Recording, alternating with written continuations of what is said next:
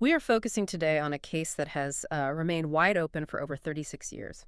It's a story that sources describe as Canada's most tragic and spooky modern disappearance. We're talking about the Jack family, Ronald, Doreen, and their two sons, Russell and Ryan. They vanished just completely from Prince George, British Columbia, back in August of 1989. Our mission here is to take a really exhaustive look at the collected evidence, the family's history, and the persistent mystery that really defines this case. It is an overwhelming tragedy, and not just for the immediate family, but for their entire community, the Jeslata Carrier Nation. We're looking at the facts surrounding the disappearance of Ronald and Doreen, who were both just 26 years old at the time, and their children, Russell, who was 9, and little Ryan, who was only 4. I think the critical element here, the thing that makes this case so utterly unique, is that 4 people, an entire young family, vanished at the same time. And it all happened after they accepted a job offer from a total stranger at a pub. And the totality of it, that's what's so striking. The fact that they all disappeared together. This wasn't, a piecemeal thing. It was an entire family unit just erased in one night. The circumstances themselves feel almost engineered for mystery. You have a spontaneous job offer, a short-term commitment, the need for family accommodation, and it's all tied to a highly vulnerable family. It speaks to either incredible chance or, far more likely, a calculated exploitation of their desperation. Yeah, when you look at the source material, the fact that an entire family, including small children, is involved, it just immediately sets off all the red flags. This was almost certainly not a voluntary departure. I mean, a single adult might choose to leave, sure. Yeah. But taking 2 young boys on a spontaneous, risky trip tied to a stranger's job offer at a logging camp, it just suggests a level of immediate, profound vulnerability that was tragically taken advantage of. We really need to understand exactly how desperate they were to even consider such a risk. Let's unpack that. The difficult circumstances surrounding Ronald and Doreen in the lead up to August 1989. They were both born in 1963. Ronald in March and Doreen in April. So they were the same age. They were young parents, and their commitment to their family, despite all the struggles, seems really evident. Doreen had her first son, Russell, in 1980, and Ronald treated him as his own. That's a point noted by Ronald's mother, Mabel Jack, and it's a testament to their relationship. Their second son, Ryan, came along in 1985. To really grasp their mindset, though, we have to contextualize the historical trauma that was just woven into Doreen's life and the lives of her sisters, Maria and Lorene. The sources paint a picture of an extremely difficult upbringing, and sadly, it was not uncommon in their community at that time. We see accounts of parental abandonment by their mother, which left them vulnerable to repeated and harrowing experiences, physical and sexual abuse at the hands of family friends. This was all compounded by just pervasive poverty within the local indigenous community. These systemic issues, they created this foundation of instability and trauma that they carried with them into adulthood. And crucially, the sources explicitly link their childhood to the destructive legacy of the residential school system. Doreen, Maria, and Lorene were mistreated when they were sent as children to the Lejac Residential School, which was located near Fraser Lake. For those who might be unfamiliar, the residential school system was a state-sponsored, church-run system. It was designed to forcibly assimilate Indigenous children by stripping them of their culture, their language, their family bonds, and it often involved severe neglect and abuse. Acknowledging the Levac residential school experience, it's not just adding context. It's fundamental to understanding the profound challenges the Jack family was up against. They were products of a system designed to dismantle stability and community trust. It provides the backdrop to the crisis they were facing in the late 1980s. So Ronald was a woodcutter, and when he suffered a back injury, he lost his job at the sawmill. This wasn't just losing an income. In that specific industry, that region, for a man described as desperate to work, it was a sudden, paralyzing blow to their economic viability. That job loss was the absolute breaking point. It forced the family onto welfare, and that's what drove the relocation. They moved from their community to Prince George, a larger, more industrial city, explicitly seeking better job prospects. Ronald's mother, Mabel Jack, she emphasized that he was desperate to work. And that desperation, fueled by the immediate need to provide for his family and regain some stability, that's the key psychological state that leads us directly to the decision he makes. The collapse was total. The sources paint a really grim picture of financial desperation, so extreme that Doreen reportedly resorted to stealing cough medicine for her children because she just couldn't afford basic necessities. I mean, when you have a parent committing petty theft just to treat their child's cold, you understand the level of destitution they were experiencing. It illustrates just how precarious their whole existence had become. And this incredible external pressure, it began to erode the stability of their relationship. It added a domestic crisis on top of the financial one. The sources note that Doreen started drinking heavily, likely seeking some form of escape or relief from all that stress. Yes, and sadly, their struggles became visible and painful. Doreen's sister Maria witnessed Ronald strike Doreen on more than one occasion. And while we have to approach that with sensitivity, understanding the intense stress and the historical trauma impacting their relationship is it's crucial. It shows a family unit that was buckling under pressure, not one that was inherently stable. And then there's a detail in the sources that introduces a really chilling external threat. Ronald had confided in his mother, Mabel, that he was in debt to someone for an undisclosed amount of money. That debt shifts the narrative instantly, doesn't it? It moves beyond just standard poverty to potential coercion or danger. If Ronald was in debt and desperate for work, he wasn't just looking for an income. He might have been looking for fast cash, or maybe trying to escape whatever pressure that undisclosed debt imposed on him. So when we synthesize all these elements, Ronald's job loss, his desperation, the relocation, the crushing welfare status, the domestic strife, and this lingering undisclosed debt, we see a family in extremis. They were psychologically and financially primed to accept any offer that promised immediate relief, regardless of how risky that offer sounded. And that context is so vital because it explains why Ronald would even entertain a spontaneous job offer from a complete stranger in a pub. It wasn't carelessness. It was a perceived necessity. It was a desperate lifeline in a state of deep crisis. Okay, so let's move to the precise night of the vanishing, focusing on the specific encounter that determined their fate. It was Tuesday, August 1st, 1989. Ronald, still urgently seeking work after moving to Prince George, visited the First Leader pub, which was conveniently located just 4 blocks from their rented house on Strathcona Avenue. Right, and this is where the narrative just pivots. It becomes high stakes. While at the pub, Ronald was approached by an unidentified man who offered him a job. The job was supposedly at a logging camp situated at or near Klukel's Lake. We should note the exact geography here. Klukel's Lake is only about 40 kilometers, so 24 miles west of Prince George. It's situated right off Highway 16. This is a logging region, so the cover story is immediately plausible. And the offer itself was tailor-made to neutralize all of Ronald's immediate concerns. The duration was short, only 10 days to 2 weeks, so it promised a quick burst of income. But the truly manipulative element was the inclusion of the family. The offer involved work for Doreen as the camp cook and, most significantly, childcare services for Russell, who was 9, and Ryan, 4. For a couple struggling to find work and living on welfare, this was a complete all-in-one package, a solution to their entire crisis. It addressed every single major hurdle for a working parent. Ronald wouldn't have to worry about paying for childcare or leaving his wife and children behind, which would have been nearly impossible given their financial state. This too-good-to-be-true quality is really the first sign of potential manipulation. But the most important physical evidence we have about this case comes from the detailed description of the man who made the offer. It's an extraordinary level of detail. We need to walk through this slowly for you because it remains the single most important clue. The man was described as white, likely in his late 30s. He was exceptionally tall, estimated between 6 feet and 6 feet 6 inches. That's 183 to 198 centimeters. He was also heavyset, weighing between 200 to 275 pounds, so 91 to 125 kilograms. Just a very imposing physical presence, even without factoring in the rest of his appearance. Exactly. And the description continues. He had reddish-brown hair and a full beard. His clothing suggested a working man, or maybe someone deliberately projecting that image. He wore a ball cap, a red checkered work shirt, faded blue jeans, and a blue nylon jacket. This is all very typical attire for the region and for the supposed job. But the footwear detail is what always gets me. The witness recalled that he wore work boots that had distinctive leather fringes over the toes. That is a highly specific, memorable, and somewhat unusual detail. It should have made this man immediately recognizable to someone in the local community or, the industry.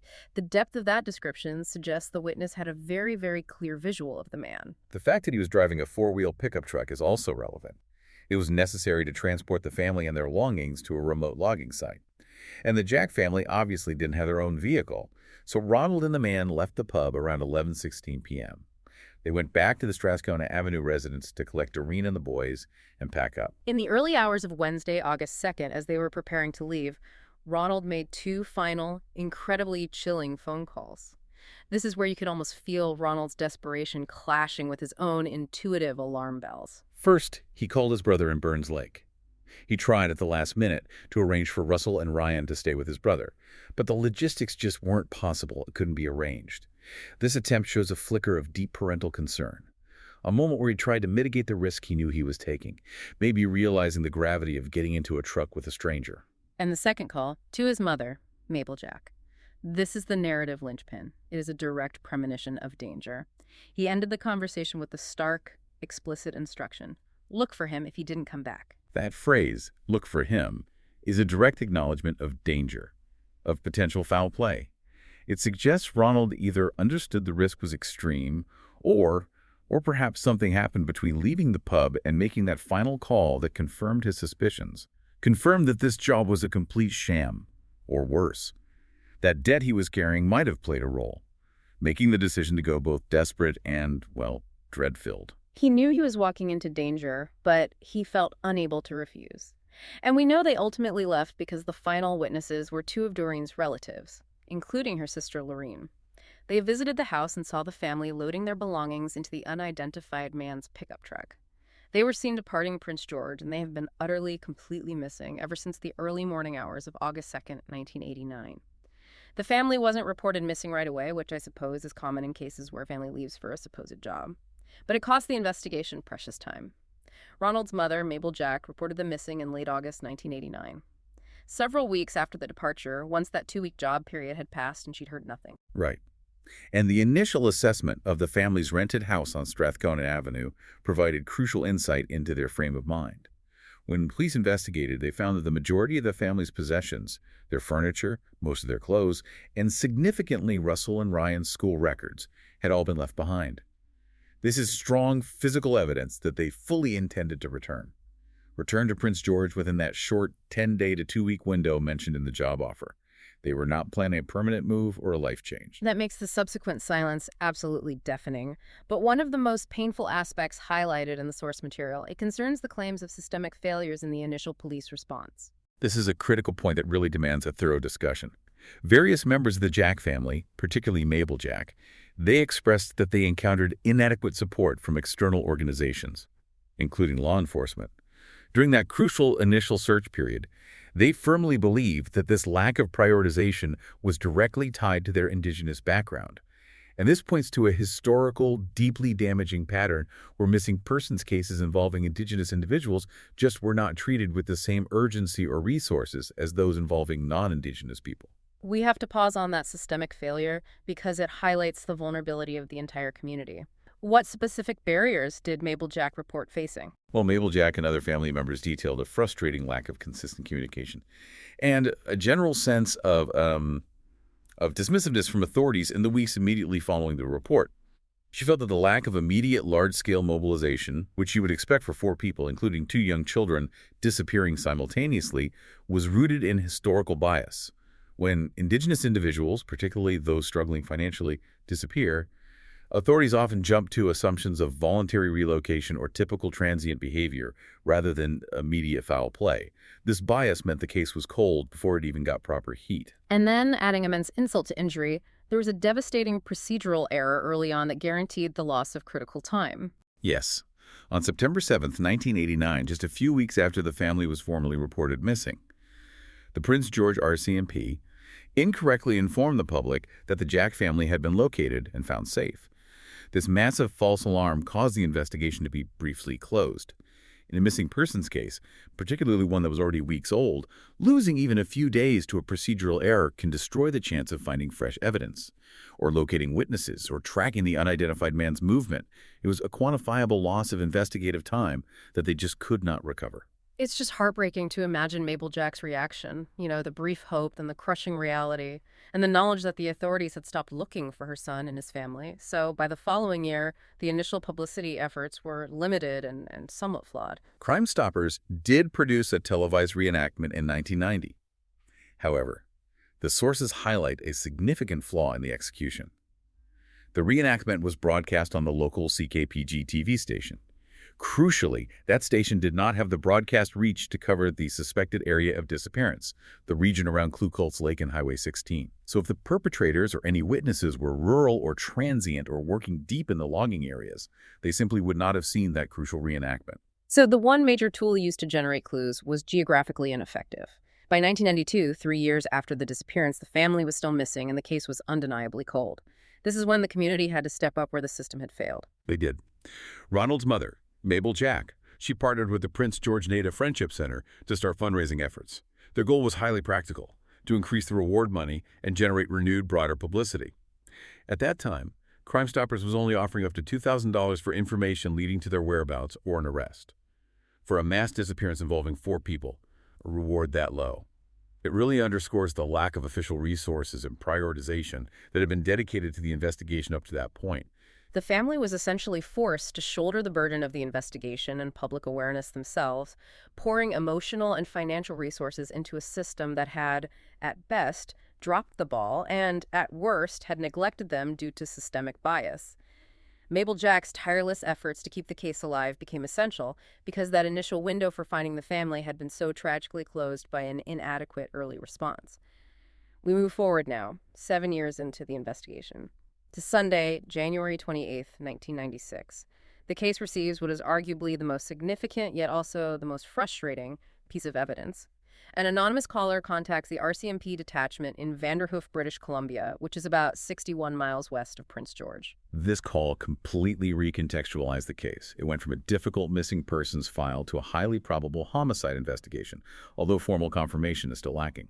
The call was startlingly brief and specific. The male caller stated unequivocally, quote, "The Jack family are buried at the south end of an unspecified ranch," and then he hung up, immediately after relaying just that single sentence. That quote is the ghost in the machine. It provides the crucial piece of the puzzle. They are buried, suggesting foul play. But it leaves out the essential information, the name or the location of the ranch. The police were able to trace the origin of the call to a house located in nearby Stony Creek. The police then launched an intensive effort to identify the caller. They even took the highly unusual step of releasing an audio tape of the man's voice and issuing a province-wide appeal, just begging the person who called to come forward. It was a desperate move. They knew that this voice held the key to closure, but the individual never responded to the public appeals. And the circumstances under which the call was made added immense complexity to identifying the source. Yes. The investigation determined that a party was actively being held at the Stony Creek house when the anonymous call was placed. This complicated matters immensely because police were unable to identify and interview all 6 to 9 partygoers who were present that morning. The caller could have been the host, a guest who stumbled upon sensitive information, or someone who was drinking and felt compelled to reveal a secret they'd been holding. Right. If the caller was, say, drinking heavily, they might not even remember making the call, or they might have been so frightened of the consequences once they were sober that they refused to come forward. The anonymous nature protects them, but it simultaneously ensures the Jack family remains lost. Precisely. The frustration is profound. The RCMP's sustained belief in this tip shows they found the phrasing and the timing credible, even without the ranch name.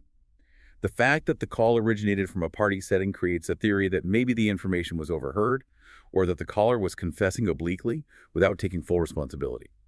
The RCMP's continued persistence is evidenced by another public appeal they made for this anonymous caller to finally come forward as recently as 2018.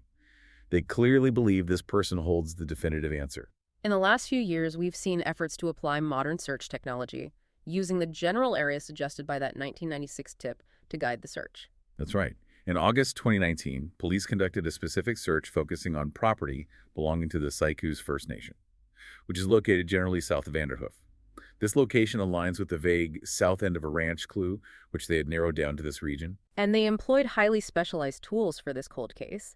They used ground-penetrating radar, or GPR, which is essential in searching for buried remains or objects. GPR detects disturbances in the soil layers that might indicate burial sites or concealed items even decades after the fact. Unfortunately, despite the use of this sophisticated technology and the strategic focus based on the tip, the outcome of the 2019 search was negative. No evidence relating to the Jack family was located. This means the 1996 tip remains unverified and the location ambiguous. However, the sources confirmed that the RCMP still maintains an open case file on the Jack family disappearance as of August 2020. This commitment, 31 years after the fact, shows that this case holds profound investigative importance and that the police have not given up hope for closure. It's important to recognize that the lack of findings doesn't invalidate the tip. It simply means the search location was incorrect, or the definition of South End was misunderstood. The specific claim of burial remains the central piece of dark information guiding the case. To conclude our analysis, we really have to situate the Jack family's tragedy within its broader geographical and social context. Their disappearance did not happen in a vacuum. The direction they were heading west of Prince George along Highway 16 toward Klugel's Lake is a chilling point on the map of what is known tragically as the Highway of Tears. This linkage is critical for you to understand the magnitude of the social failure involved here. The Highway of Tears runs between Prince George and Prince Rupert. It is infamous for the multitude of unsolved cases of missing and murdered Indigenous Canadians, predominantly women, stretching back decades. And while the Jack family case involved 2 adults and 2 children, the fact that Doreen was an Indigenous woman and that the crime occurred in this highly dangerous corridor, it means it is invariably linked to the systemic phenomenon known as missing and murdered Indigenous women, or MMIW.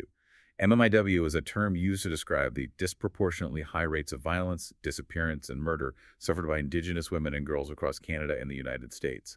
And it's often linked to systemic racism, poverty, and historical trauma. The Jack family tragedy, therefore, highlights how systemic vulnerability turns into fatal risk. Ronald's desperation to find work, driven by poverty, led him to the exact geographical corridor where such vulnerability is routinely exploited. The sources, summarizing the emotional toll and mystery, correctly dubbed this case Canada's most tragic and spooky modern disappearance. The tragedy is self-evident, losing 4 people. The spookiness, as you mentioned, lies in the sheer completeness of the Vanishing act. They left an orderly house, indicating a planned return, only to disappear instantly based on an invitation from a stranger. This complete and utter lack of physical evidence or trace for decades is what perpetuates the mystery. The case is cataloged under 1980s missing person cases, mass disappearances, and MMIW, reflecting the layers of pain and difficulty in solving it. So if we synthesize the most enduring facts that keep this case alive, what are the 2 central tensions that really define the mystery? The first tension is definitely Ronald's final communication to his mother. Look for him if he didn't come back. That is not the casual farewell of a man going to work. It is a desperate warning that the situation had turned deadly or coercive before he even left the city limits. This shows he had insight into the danger, but he felt trapped by his circumstances, especially that undisclosed debt. And the second tension, the agonizing half-clue, is the specific, unverified claim made by that anonymous 1996 caller about the family being buried at the south end of an unspecified ranch. Right. Combining these 2 facts creates a deeply disturbing narrative. A desperate family lured by a plausible cover story into immediate foul play, and the existence of at least one individual who knows the burial location but refuses to provide the necessary detail for closure. The entire case is a study in frustrating near misses and systemic failures. Let's circle back one last time to the most detailed piece of evidence we have. The description of the unidentified man. We know his extreme height, up to 6'6", his weight, his reddish-brown hair, his specific work clothes, and that distinctive detail of the leather fringes on his work boots. That level of description is remarkable, almost forensic. It's truly exceptional detail. Normally, a description this clear would lead to an identification, or at least a focused investigation within a few months, especially when cross-referenced against local criminal or transient logging records. Which raises an essential question for you, the listener, to consider. Given this meticulous description, what does the failure, the complete inability over 36 years to identify or locate this man suggest about the circumstances? There seem to be 2 prevailing possibilities based on the sources. Possibility 1. The man was a highly transient individual, maybe a seasonal worker or a long-haul trucker, who left the Prince George region immediately after the crime.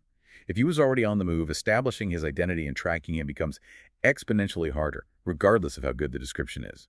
Or possibility 2, which is far more unsettling. Could the man have been known locally, but perhaps masked his identity or was protected? Does the inability to match such specific physical markers and attire suggest that the initial job offer wasn't just illegitimate, but that the person who lured the Jack family away was perhaps a respected or integral figure in the local area who immediately dropped the disguise, the beard, the jacket, the specific boots, and was simply never connected to the description. It leaves us facing the stark reality that perhaps the greatest clue in the entire case, a remarkably detailed description of the perpetrator, has been visible all along, yet has failed to yield an identification, pointing either to a stunning piece of bad luck in tracking a transient or a terrifying piece of calculated, locally protected secrecy. It is a devastating story of systemic failure, desperation, and an instant catastrophic vanishing act that still haunts British Columbia. We have covered the specific facts as contained in the sources, the family's pre-disappearance struggles, the chilling timeline of August 1989, the early investigation errors linked to systemic bias, the frustrating, persistent, anonymous clue, and the ongoing efforts to bring closure to the Jack family and the Chislata Carrier Nation. Thanks for listening.